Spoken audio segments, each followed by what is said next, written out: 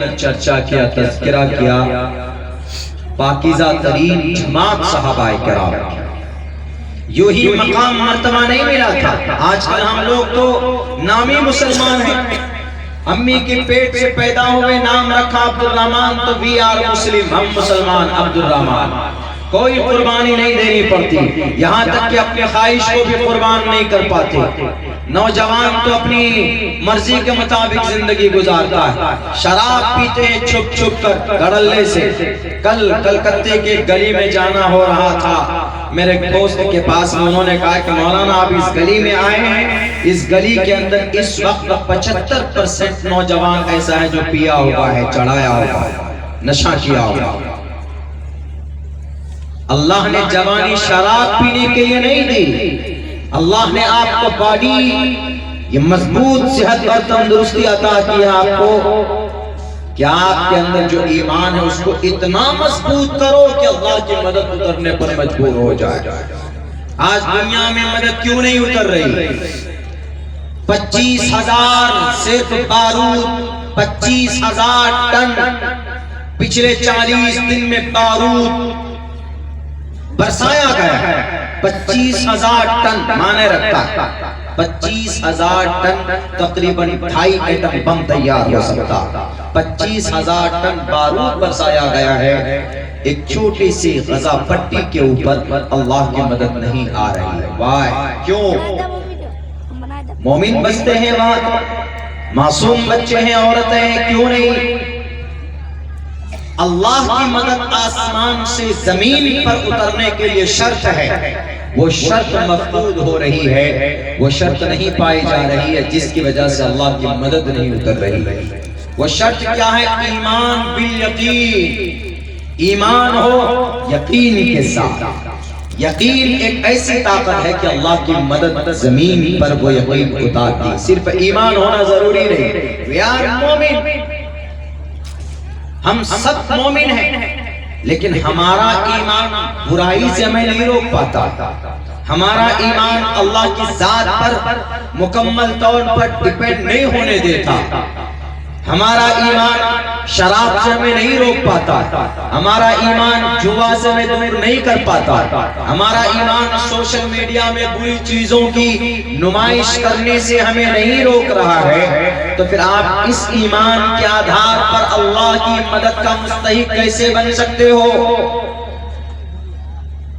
There is a small biggest condition. The blessings of God to send to the earth. زمین کے اوپر اللہ تبارک و تعالیٰ کی مدد کے لیے ایمان بالیقین کا ہونا ضروری. اور یہ طاقت کسی کی ایمان میں پائی جاتی ہے تو وہ زمین پر کھڑا ہو کر اگر اللہ کے سامنے میں اللہ سے اگر دعا کرے گا تو اللہ تبارک و تعالیٰ اس کی دعا قبول کرتے ہیں. خود حدیث کے اندر ہے لو اقسم باللہ لابرأہ اللہ. اگر کوئی پراگندہ حال انسان جو اللہ سے بہت قریب ہو، جن کا کنیکشن جڑا ہوا ہو، اگر وہ زمین پر دعا کرتا ہے تو اللہ تبارک و تعالیٰ اس کی دعا کی لاج رکھ کر آسمان سے فیصلے فرماتے ہیں.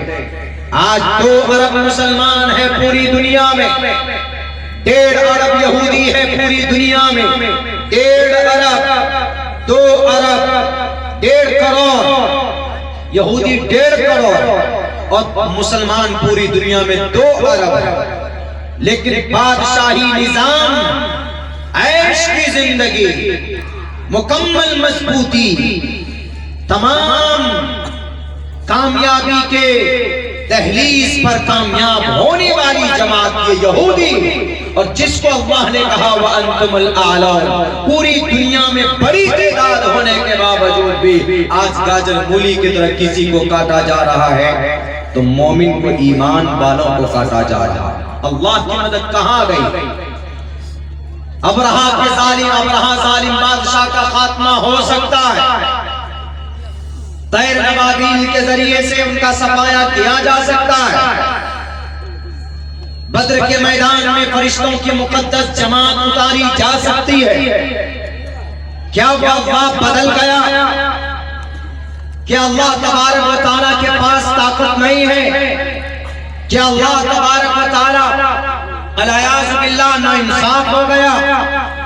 ایسا کچھ نہیں ہے، وہی اللہ ہے، وہی مستوی علی العرش ہے، وہی خدا ہے، وہی آسمان و زمین ہے، وہی سورج، وہی چاند، وہی طاقت، وہی ان اللہ علی کل شیء قدیر ہے۔ لیکن اللہ کی مدد اترتی ہے تڑپ پر، اللہ کی مدد اترتی ہے یقین پر۔ آپ کہیں گے کہ مولانا عبداللہ جب ابرہہ آیا تھا اس وقت ایک بھی کلمہ پڑھنے والا نہیں تھا، تو اس وقت کس یقین کی بنیاد پر ابرہہ کے اوپر اللہ تبارک و تعالیٰ نے طیر ابابیل کو بھیجا تھا؟ آپ کو شاید معلوم نہیں، اس وقت بلکہ آج سے زیادہ ایمان کامل تھا عبد المطلب کا۔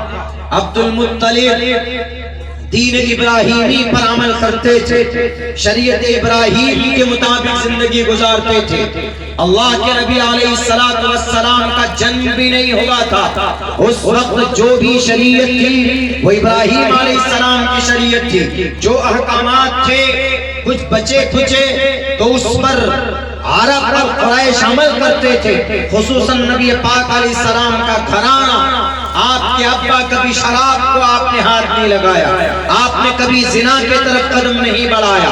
آپ کی امی محترمہ آمینہ سوموتی سمتیانتھا ویشنابم، جن کے کوکھ سے نبی پاک علیہ السلام اس دھرتی پر آئے، انہوں نے ان کے شکل کو کسی غیر محرم نے نہیں دیکھا۔ آمینہ مکمل طور پر لحاظ کرتی تھی، تو اس وقت بھی ایمان تھا، مکمل ایمان تھا خواجہ عبد المطلب کا۔ جب ابرہہ آیا تو ان کے اونٹ کو ضبط کر لیے مکہ والوں کے، عبد المطلب کو بلایا گیا۔ ابرہہ نے کہا کہ اے مطلب تم اونٹ لینے کے لیے میرے پاس تو آ گئے اور تم نے کہا کہ ابرہہ میرے اونٹ میرے حوالے کرو، لیکن جس گھر کو میں ڈھانے کے لیے آیا، جس کعبۃ اللہ کو میں شہید کرنے کے لیے آیا، تم اس کی دفاع کی بات نہیں کر رہے ہو، تم نے اس کے بارے میں ایک بات بھی نہیں کی کہ ابرہہ میرے اونٹ بھی مجھے دے دو اور پھر اس کعبۃ اللہ کو چھوڑ دو، میں اس کا متولی ہوں۔ تو آپ نے کیوں نہیں کہا؟ تو عبد المطلب کا جواب سنیے۔ عبد المطلب نے کہا کہ ابرہہ اس اونٹ کا رکھوالا میں ہوں، اس کا ذمہ دار میں ہوں اور اس کا نگہبان میں ہوں، اس لیے میں نے کہا کہ اس کی حفاظت کی ذمہ داری میری ہے۔ We are responsible for protection، ہم ان کی حفاظت کے ذمہ دار ہیں، اس لیے ہم نے اونٹ کے لیے پوچھا۔ اور رہا کعبۃ اللہ کے بارے میں، یہ جو بیت اللہ اس کا نگہبان اور یہ گھر اللہ کا ہے، اس کا نگہبان بھی وہ اللہ ہے، وہ اللہ تم سے پوچھے گا یا وہ اللہ کی ذمہ داری۔ اور ہمیں کبھی یقین ہے کہ جیسے میں اپنے اونٹ کو بچانے کے لیے آیا ہوں، مجھے اپنے اللہ کی ذات پر بھروسہ ہے، مجھے اپنے ایمان پر مکمل اعتبار ہے، اللہ اپنے گھر کی حفاظت ضرور کرے گا۔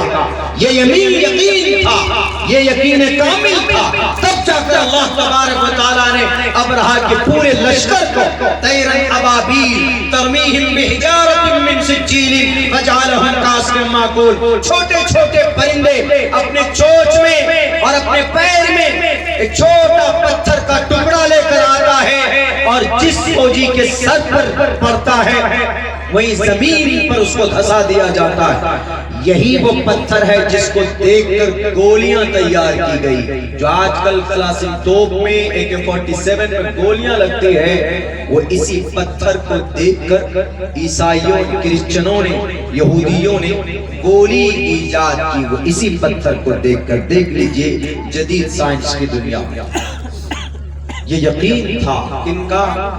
ہمارے صحابہ کا، ہمارے پوروج کا۔ آج وہ یقین نہیں ہے ہمارے بیچ میں، کہیں پر بھی نہیں، پوری دنیا کے مسلمانوں میں وہ یقین ہے ہی نہیں، ذرا برابر یقین نہیں۔ ہاں بس اللہ ایک ہے، محمد رسول اللہ کو مانتے ہیں، اللہ کے نبی سے محبت کرتے ہیں، بس زبانی دعویٰ۔ اس زبانی دعوے کی کوئی قیمت اللہ کے نزدیک نہیں ہے، کوئی قیمت نہیں۔ زبانی دعوے کے ساتھ عملی کارکردگی that's very important۔ آپ زبانی دعویٰ مت کرو لیکن عملی کارکردگی آپ کی ویسی ہے تو کوئی فائدہ نہیں۔ عمل کے میدان میں کون ہے؟ عمل کے میدان میں یہودی، عمل کے میدان میں یہودی ہے، ہم لوگ صرف چلانے والے میدان میں۔ یہودی عمل کے میدان میں تو یہودی کامیاب۔ کون یہودی؟ 1947 تک جن کے لیے کوئی رہنے کی جگہ نہیں تھی، جن کے لیے کوئی بستی نہیں تھی، جن کے لیے کوئی گاؤں نہیں تھا، کچھ بھی نہیں تھا ان کے۔ 1947 میں ہر کسی نے مارا کہ نہیں مارا یہودی؟ ہٹلر نے 6 لاکھ کو مارا، اس سے پہلے رومی نے مارا، رومی سلطنت نے، رومن امپائر نے ان کو مارا دبا دبا کر کے، بالکل چن چن کر مارا ان لوگوں کو، یہودی ہر طرف سے۔ آج کل جس کو کھانا بدوش بولتے ہیں ہم لوگ، بالکل ویسی قوم تھی یہ۔ لیکن 1947 میں چھوٹی سی جگہ دی گئی ان کو فلسطین کے اندر۔ ابھی میرے خیال سے 75 سال بھی نہیں گزرے کہ اس وقت دنیا کی بے تاج قوم، دنیا کا بے تاج بادشاہ اگر کوئی ہے تو صرف 1.5 کروڑ یہودی ہے۔ پوری دنیا میں اس یہودی کی تعداد 1.5 کروڑ ہے۔ ہر جگہ پر انہی کا غلبہ۔ کیوں؟ آخر کیا وجہ ہے کہ وہ اتنے قوی اور اتنے مضبوط ہو گئے؟ کیا کیا انہوں نے عملی اعتبار پہ کام کرنا شروع کیا۔ وہ بھی کس کے ذریعے سے؟ ان کے پاس تو گائیڈ لائن کیا ہے ان کے پاس؟